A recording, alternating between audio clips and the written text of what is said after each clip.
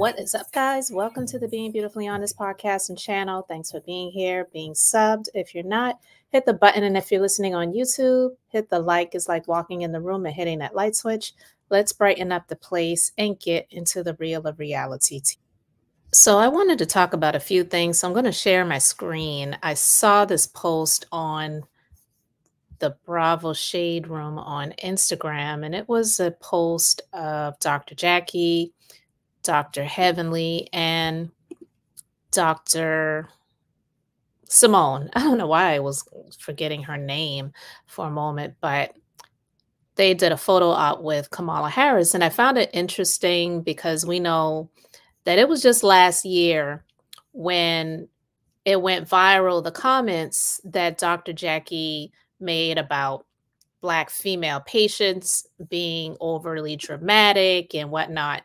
And you see this image right here because it came on the heels of the episode where Dr. Jackie had a Zoom meeting and conversation with Kamala Harris, Vice President, VP, who's currently running for re-election again. And, you know, Dr. Jackie, she was celebrating it, and it was a notch in her belt, something to put on her resume. I have arrived. Like, she literally said that for all of it to come kind of crashing down. And she broke down. She was like, I'm just going to take a social media break. I can't take this no more, at least for right now. But she's come back and she's just like, I'm here to stay. And here, look at me now. I'm not just doing Zoom calls with Kamala. I'm actually posted up with her. But I found it interesting because someone, well, not even just someone, but multiple people commented on it. You know, somebody said making a mockery of the position. Another one said, did they discuss ending the genocide? Nope, they didn't. And there's this image right here. A Dr. Heavenly posted up at the speaker's podium, and they put in a post, Dr. Heavenly for president. But anyway, whatever.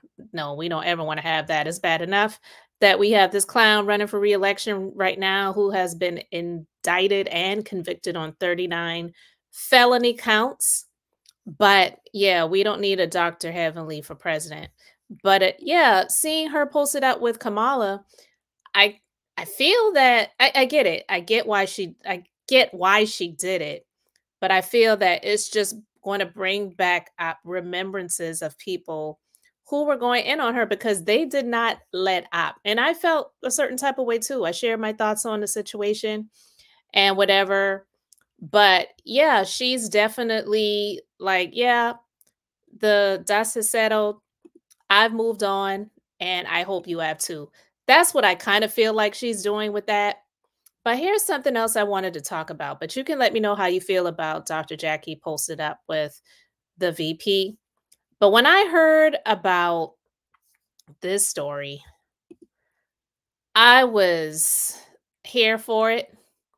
And I'm so glad to hear that this has happened because this is what I felt like should have happened. Is the wheels of justice, they take a little minute to turn, and you got to put all your ducks in a row, dot all your I's and cross all of your T's before you press play. And so Kiana, who was a friend of the show on Real Housewives of Potomac last season, who's now going to be holding a champagne flute in this new season, she is suing the pants off of Deborah, Ashley's friend, quote unquote, for assault and battery, and demands $10 million plus punitive damages over the brawl. So according to court documents obtained at TV Deets, the lawsuit, which was filed in DC Superior Court in February 2024, expands on the altercation with Kiana, alleging that Deborah had been making inflammatory comments all night about Candace Dillard Bassett's husband, Chris Bassett.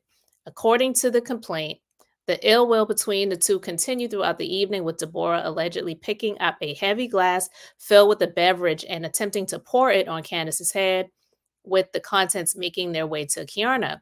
Kiana Stewart is also alleging that the now empty glass hit her in the forehead, causing a serious laceration, with the two then engaging in an altercation that was eventually leaked to TV Deets and video subsequently to TMZ. The fight itself was featured on season 8 of the Bravo hit. According to the court documents, Kiana had to receive stitches, now has a permanent scar, and is asking for $10 million in damages for the mental and physical anguish associated with the incident. She is also asking the court for a jury trial. Deborah, for her part, has pled not guilty and is denying all of the allegations made in the complaint. Now, they're saying she pled not guilty. So was she arrested? Because, I mean, civil doesn't really work that way. To you answer the complaint, but I mean, you can deny the charges or the allegations. I'll just put it like that. So maybe they're saying that in the wrong way. So she's probably denied the allegations in the complaint, but you don't plead not in a civil situation. All right, so it continues. While Deborah Williams, who was introduced to Real Housewives of Potomac viewers as a friend of Ashley Darby, will not be featured on RHOP Season 9, Kiana Stewart is returning as an official friend of the Housewives, and this lawsuit drama is expected to play out on the Bravo show when it returns later this year. I am all for it. Listen, I don't care if she does not have a permanent scar. That heifer came at Candace mainly, did what she did to Kiana, and it was so uncalled for. This is a woman that has, I'm assuming she has at least one child. I don't know how many children she has, but she wanted a scene. She wanted to be seen. And she just could not get over the fact that she was called out on her lies by production. Last season, well, not last season, but the season prior to last season, when they showed the clips of what she was alleging happened with Candace and Wendy's husbands, did not go down the way that she was trying to make it seem like it did. So I hope she gets every dime of it. Absolutely. Go through with the trial. Let the jury find in your favor, because they will. So just go ahead and let it happen. But you let me know what you think about that in the comment section. And the final thing I wanted to talk about is this. Because listen, it's so funny to me when I see these two together. And this is something that I talked about months ago. And I may have talked about this on more than one occasion, but here we have frickin' Frack, Porsha and Phaedra, posted up together, celebrating the 15th anniversary special of Watch What Happens Live. And also, I think it's Porsha's birthday too. So to see these two together, this just reminds me of how fake Porsha was in that season reunion when she's crying, saying, telling Candy, well, I'm going to let you ask Phaedra the questions because I was sent a cease and desist. When she knew that she was wrong too, and she cried and she threw, Phaedra out to the pasture. She threw her under the bus to save her job. And some people may feel like, save your job. That's your job, to save your job. You shouldn't go down, for other people. You do your best to save yourself. And yeah, most people are self-absorbent and self-serving. But the way Porsha handled all of that and Phaedra got fired, yeah, Porsha, she got a little reprimand. She was a friend of the show the next season and they elevated her back. But this is what they have done for all of these years with Porsha since she has come out the gate. They have given her excuses. She's on video beating down somebody who was supposed to be a friend of hers in an alley. She dragged Kenya off the chair. They brought her back the next season as a friend of. Like, she kicked Cynthia, almost kicked her in the crotch. Like, this woman is unhinged. So to see these two posted up, I don't think Candy really cares, but it would be interesting to know what Candy thinks about this, because to see these two frickin' Frack are back, I'm like, they were two peas in a pod. And Porsha was pretty much like, all right, you know, I got to do what I got to do for the sake of the show and my check, but just give it a little while and we'll be back together again. Frickin' frack. The relationship is so phony. And even though Kenya's in hot water right now, I was here for her that season when Phaedra and Portia started getting buddy buddy. And I don't know if you all remember that season when they went to Miami and they had on they had on these bathing suit bikini things.